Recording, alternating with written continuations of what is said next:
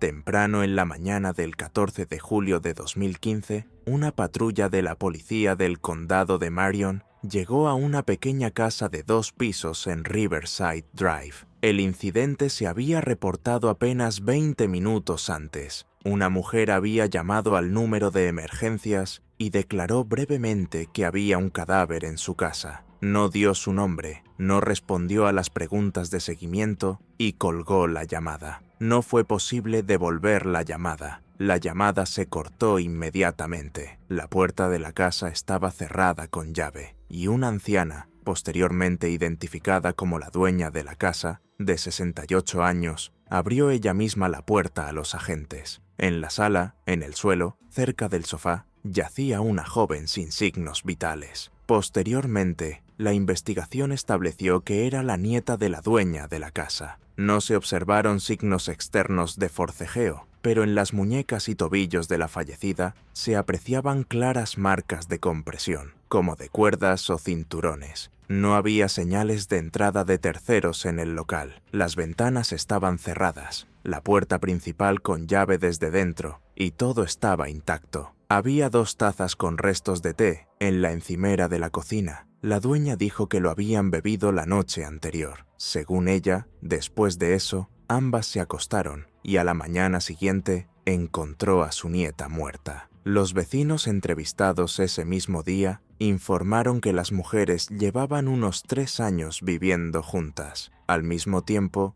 los testigos señalaron repetidamente que su relación era demasiado cercana para ser una familia. Algunos afirmaron haberlas visto besándose y abrazándose, algo inusual para una abuela y su nieta. No se presentó ninguna denuncia ante la policía, y la familia en su conjunto era conocida en la zona por ser retraída y por no interactuar con los demás. Los médicos declararon muerta a la joven en el acto. El cuerpo fue enviado a un examen forense y la anciana dueña de la casa fue llevada a la comisaría para declarar. No mostró ansiedad visible, respondió a las preguntas con calma, pero evitó dar detalles. En el primer interrogatorio, negó categóricamente cualquier implicación en la muerte de su nieta. A pesar de la falta de pruebas de un allanamiento, los investigadores abrieron inmediatamente un caso de asesinato. Ya en las primeras horas de la investigación, quedó claro, la historia de estas 2 mujeres sería mucho más compleja que una simple tragedia familiar, y sería imposible explicar lo sucedido sin tener en cuenta su inusual y oculta relación. Tras el examen inicial de la escena del crimen, el equipo de investigación registró varios detalles que distinguieron inmediatamente este caso del contexto de las típicas tragedias familiares. No se observaron señales de caída ni impacto en el suelo cerca del cuerpo de la joven. La alfombra estaba plana y los muebles no se habían movido. Sin embargo, los hematomas en las muñecas y los tobillos eran recientes y su naturaleza indicaba que la compresión se produjo poco antes del fallecimiento. Un fotógrafo forense tomó una serie de fotografías y observó que la piel presentaba rayas del mismo grosor que las de correas de tela o cuerdas blandas. En la habitación que la fallecida compartía con su abuela, la cama estaba tendida, pero había una mancha oscura y reciente en la almohada. El perito sugirió que podría haber sido té u otra bebida caliente derramada durante la noche. Al ser preguntada al respecto, la anciana respondió que bebió a su nieto en la cama y lo derramó, pero se equivocó al decir nieto en lugar de nieta. El investigador anotó este detalle en el informe, pero no lo aclaró de inmediato. Un registro de la casa no reveló ningún arma que pudiera estar directamente relacionada con las lesiones sufridas, pero se encontró una pequeña bolsa de tela en un armario del dormitorio, dentro de la cual había 2 cinturones blandos con hebillas. Uno de ellos olía ligeramente a detergente, el segundo estaba húmedo. La anciana afirmó que eran cinturones de maleta, pero al preguntarle por qué estaban en una bolsa en el dormitorio, no supo explicarlo. Mientras los peritos trabajaban en la casa, comenzaron a llegar a la comisaría los primeros resultados de la revisión operativa de los teléfonos y cuentas bancarias de la fallecida. Resultó que una semana antes de su fallecimiento, retiró casi la totalidad de sus ahorros de su cuenta personal, $400. El destino de estos fondos no se pudo determinar de inmediato. En los últimos días antes de su fallecimiento, no se registraron transacciones significativas en su tarjeta, ni se encontró dinero en efectivo en la casa. El interrogatorio de los vecinos, realizado en paralelo, arrojó varios testimonios que interesaron a la investigación. Una vecina de la casa de enfrente comentó que, unos 2 meses antes de la tragedia, escuchó fuertes discusiones en la casa de Riverside Drive por la noche. Aseguró que ambas mujeres participaron en la discusión, alzando la voz, y que al final oyó lo que parecía un portazo y pasos por la calle. Ninguno de los vecinos llamó a la policía en ese momento, ya que el ruido cesó a los pocos minutos. Otro vecino, que vivía a 2 casas de distancia, dijo que vio a su nieta y a su abuela conducir juntas hasta una casa abandonada en las afueras del pueblo varias veces. Desconocía el motivo de estos viajes, pero mencionó que siempre regresaban con bolsas, cuyo contenido no podía ver. Mientras tanto, el departamento se preparaba para un interrogatorio exhaustivo de la anciana. El protocolo de la entrevista inicial mostró que ella negó constantemente el conflicto con su nieta. Afirmó que la amaba más que a nadie y que no se quejaba de nada. Sin embargo, al hacerle preguntas aclaratorias sobre la vida personal de su nieta, la anciana se puso visiblemente nerviosa. Interrumpió su discurso y cambió a temas ajenos a la pregunta. La investigación prestó especial atención a su convivencia. Oficialmente, los padres de la nieta vivían, pero ella no mantenía relaciones con ellos. Según los vecinos, los padres habían visitado la ciudad 2 veces en los últimos años, pero en ambas ocasiones se marcharon sin entrar en la casa. Aún no se han establecido las causas de la ruptura familiar. Esta investigación se ha asignado a un grupo de trabajo independiente. A las 16:40 de ese mismo día, se recibió un informe preliminar de la oficina del médico forense. Este indicó que, al momento de la muerte, se encontró en el cuerpo del fallecido una cantidad significativa del sedante zopiclona, utilizado para tratar el insomnio. La dosis excedió la dosis terapéutica y podría haber causado depresión respiratoria. Se encontró un líquido residual con un olor que recordaba a té de hierbas en el estómago. Los peritos no descartaron que el fármaco pudiera haber estado disuelto en una bebida caliente. Tras recibir esta información, el investigador volvió de inmediato a interrogar a la abuela. Le hizo una pregunta directa sobre la presencia de medicamentos en la casa. La anciana admitió tener una receta de zopiclona, pero solo para uso personal. Al mismo tiempo, según ella, su nieta sabía dónde estaba. Cuando el investigador le preguntó por qué el medicamento estaba disponible a libre disposición, ella respondió que nunca se cerraban las cosas en esta casa. A pesar de la aparente calma, comenzaron a surgir contradicciones en el testimonio. En la primera versión, afirmó que sus últimas palabras antes de acostarse fueron «buenas noches», pero luego dijo que también hablaron en la cama sobre qué pasaría después. Cuando se le preguntó qué quería decir exactamente, la mujer respondió: «Hablamos de cómo deberíamos vivir nuestras vidas». Al anochecer del primer día de investigación, la policía ya contaba con varios datos clave: signos de compresión en el cuerpo, la presencia de un potente sedante en el organismo del fallecido, ausencia de indicios de penetración externa y acceso directo del sospechoso a la droga. Sin embargo, el motivo seguía sin esclarecerse, y las pistas sobre la naturaleza especial de su relación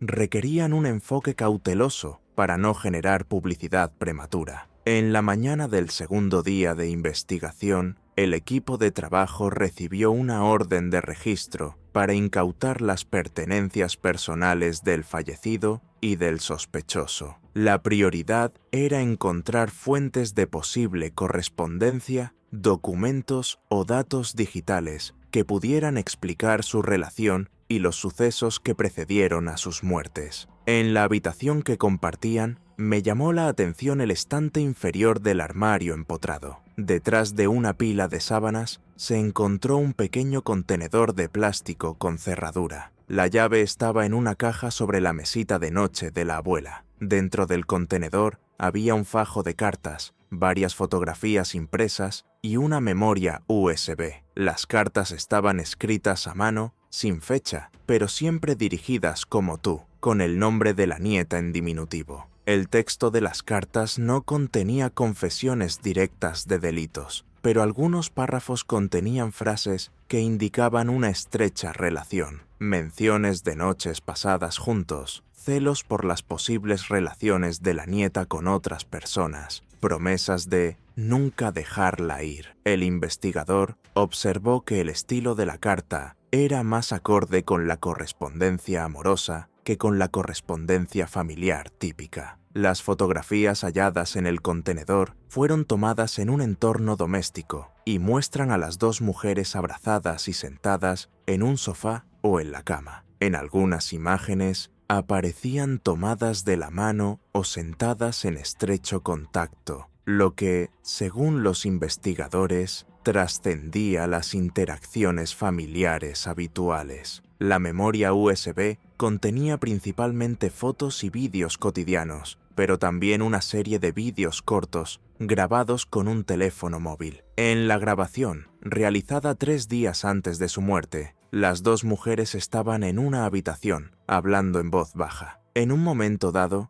la mujer mayor dijo: «Prometiste que seríamos solo nosotras dos», a lo que su nieta respondió: «Pero no puedo vivir así para siempre». La grabación se cortó entonces. Al mismo tiempo, los detectives recibieron una copia impresa de las llamadas y mensajes del teléfono de la fallecida. En los últimos días antes de su muerte, mantuvo correspondencia activa con el suscriptor Sandy. En uno de los mensajes, fechado la noche anterior a la tragedia, la fallecida escribió: «Creo que es hora de irme». La respuesta de Sandy fue breve: «¿Estás segura?». No se registraron más mensajes ese día. La identidad de Sandy aún no se ha establecido. La tarjeta SIM estaba registrada con un nombre ficticio y el teléfono se apagó a la mañana siguiente del fallecimiento. La investigación también se interesó en un episodio descrito en el testimonio de uno de los empleados de un café local. Afirmó haber visto a la abuela y a la nieta un mes antes de la tragedia, cuando estaban sentadas a una mesa, tomadas de la mano, y la anciana hablaba en voz alta. La nieta, según el testigo, parecía avergonzada y no respondió. En ese momento, había varios visitantes más en el café, pero nadie intervino. Un punto importante fue el informe del laboratorio de toxicología, recibido al mediodía. Este confirmó que la dosis de zopiclona en la sangre del fallecido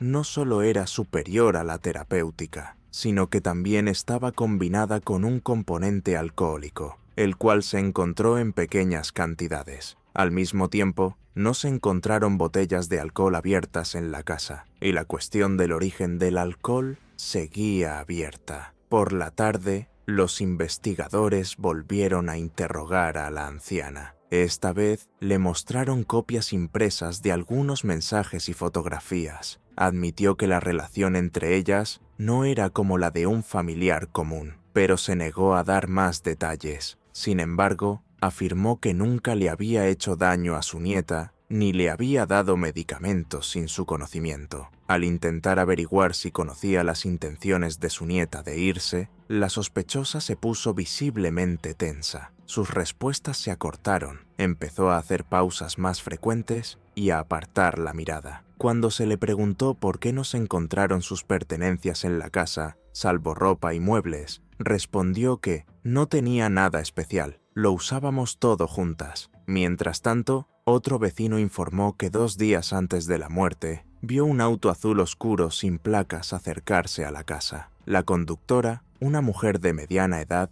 entró en la casa y permaneció allí no más de 20 minutos. La investigación aún no ha establecido su identidad. Al final del segundo día de investigación, los investigadores habían elaborado una cronología preliminar de las últimas 24 horas de la vida de la fallecida. El té de la tarde, un componente alcohólico no especificado, una dosis significativa de sedante, la ausencia de testigos externos en la casa y la intención registrada de la fallecida de abandonar la residencia compartida. Todo esto constituyó la base de la versión de que un conflicto en esta inusual relación podría haber provocado directamente su muerte. Al tercer día de la investigación, la prioridad fue determinar la identidad del suscriptor Sandy. Una consulta a la base de datos del operador confirmó que la tarjeta SIM estaba registrada con un nombre y una dirección ficticios que no existían en realidad. Sin embargo, un análisis técnico del teléfono de la víctima nos permitió extraer datos de geolocalización de sesiones de mensajería recientes. Varias señales apuntaban a la misma zona, una zona suburbana al sur de la ciudad que incluía un pequeño motel y varias viviendas particulares. Los detectives acudieron al lugar de los hechos y revisaron todas las propiedades donde el supuesto Sandy podría haber vivido o se alojado.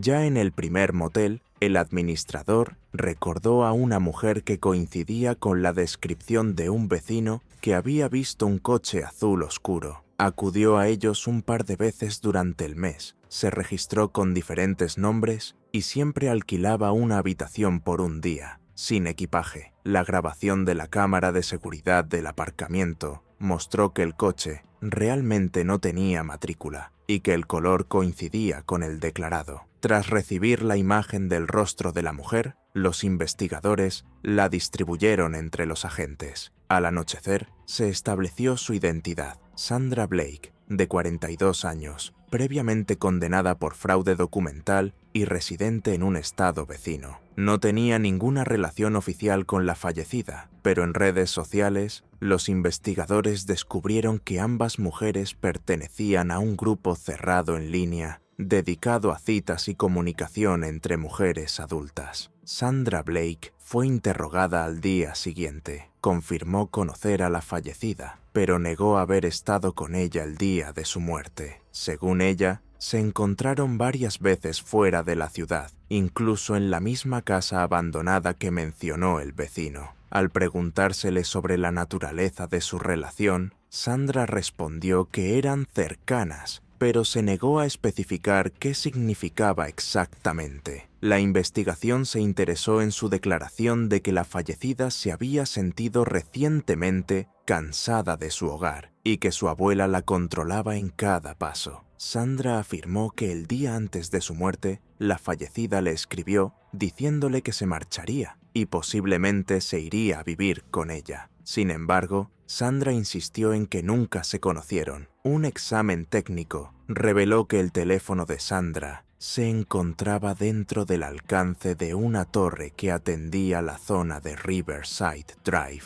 durante aproximadamente media hora la noche anterior a su muerte. Al ser preguntada al respecto, dijo que solo pasaba por allí. La discrepancia entre sus palabras y los datos de ubicación motivó una solicitud para inspeccionar su vehículo y registrar su domicilio. Paralelamente, los investigadores continuaron estudiando los materiales digitales incautados en el domicilio de la fallecida. En la memoria USB se encontró un documento de texto inacabado, titulado Nota. En él, la fallecida escribió que quería empezar de cero e ir a donde nadie la detenga. El texto estaba cortado a media frase y fue creado el día antes de su muerte. El testimonio de otro residente de la zona añadió detalles. La noche anterior al incidente, vio a una mujer parecida a Sandra salir de la casa de su abuela y su nieta alrededor de las 11 p.m. La mujer caminaba deprisa, cargando un bulto o una bolsa. El vecino no le dio importancia, pero ahora notó que el coche estaba aparcado cerca, al borde de la carretera, sin las luces delanteras. Paralelamente, se continuó trabajando con la presunta abuela. Se le mostró una copia de la nota y el mensaje de la fallecida sobre su intención de irse. Su reacción fue contenida, Afirmó que su nieta solía decir tonterías, pero que nunca la abandonaría. Cuando se mencionó a Sandra Blake, la abuela se puso visiblemente tensa, se negó a responder preguntas y exigió que se detuviera el interrogatorio. Para entonces, los peritos ya habían establecido que el alcohol hallado en el cuerpo del fallecido formaba parte de una infusión de hierbas preparada esa noche. Los recipientes incautados en el lugar de los hechos contenían trazas de zopiclona en altas concentraciones. El testimonio de la abuela, que afirmaba que solo habían tomado té, parecía ahora incompleto. Según los investigadores, la droga podría haber sido añadida deliberadamente. Al final del día, la investigación había planteado la teoría de que había existido un conflicto entre la abuela, la nieta y Sandra Blake por cuestiones de relaciones personales, y que la decisión de la fallecida de marcharse podría haber sido el detonante de los sucesos de esa noche. Sin embargo, aún no se ha aclarado quién añadió exactamente el sedante a la bebida ni en qué circunstancias murieron. En la tarde del cuarto día de investigación, los investigadores recibieron nuevos resultados forenses. El análisis del contenido de los vasos encontrados en la mesa de la cocina confirmó la presencia de sedimento con una alta concentración de zopiclona en uno de ellos. Este vaso estaba del lado del fallecido. El segundo, según el laboratorio, no contenía rastros de la droga. Ambos vasos contenían la misma infusión, hecha a partir de una mezcla de hierbas, pero uno contenía un pequeño porcentaje de etanol. Al mismo tiempo, los peritos examinaron las huellas dactilares en los platos. En la taza de la difunta se encontraron las huellas de ella y de su abuela. En la segunda taza, solo las de la abuela. Esto significaba que fue ella quien sirvió la bebida, y la difunta no tocó su taza. El interrogatorio de la abuela tras estos datos se llevó a cabo con mayor severidad. Se le leyeron las conclusiones de los peritos, pero ella insistió en que no había añadido ningún medicamento. Al preguntársele cómo explicaba la presencia de zopiclona en la taza de la fallecida, afirmó que su nieta podría haber añadido algo ella misma. Sin embargo,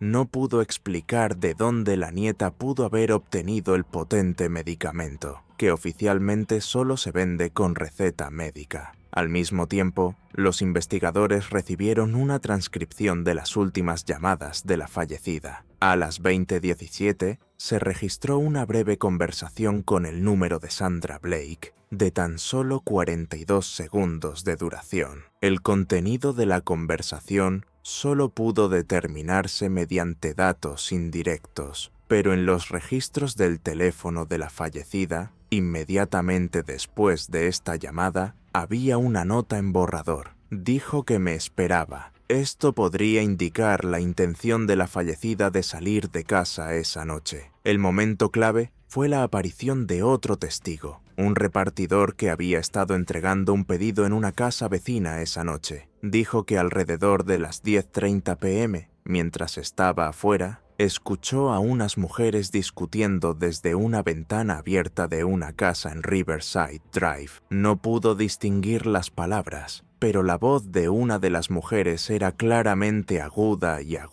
mientras que la otra respondió más quedamente, rompiendo a llorar. Unos minutos después, los gritos se apagaron. Alrededor de la medianoche, las cámaras de seguridad del cruce captaron un coche azul oscuro similar al de Sandra, dirigiéndose hacia la casa de la víctima. Las cámaras de los vecinos, enfocadas a la calle, mostraron el coche detenido a un lado de la carretera, alrededor de las 00:15, pero la mala calidad de las imágenes impidió identificar un rostro. Unos 25 minutos después, se vio el mismo coche circulando en dirección contraria. La reconstrucción de los hechos realizada por la investigación, basada en los datos obtenidos, fue la siguiente. Por la noche, la abuela y la nieta conversaron sobre los planes de la última de marcharse. Esto pudo haber derivado en un conflicto, durante el cual se le dio a la fallecida una bebida con un sedante y alcohol. Al cabo de un rato, probablemente apareció Sandra, quien pudo haber estado al tanto del estado de la fallecida o haber llegado tras su llamada. Lo que sucedió después no quedó claro. Para complicar aún más las cosas, transcurrió suficiente tiempo entre el momento en que la víctima consumió la bebida y su muerte, lo que le permitió actuar con autonomía. El examen forense determinó que la muerte ocurrió alrededor de la 1:30 p.m. y que la droga comenzó a actuar aproximadamente 40 minutos después de la ingestión. Esto significó que algunos de los eventos entre las 23:00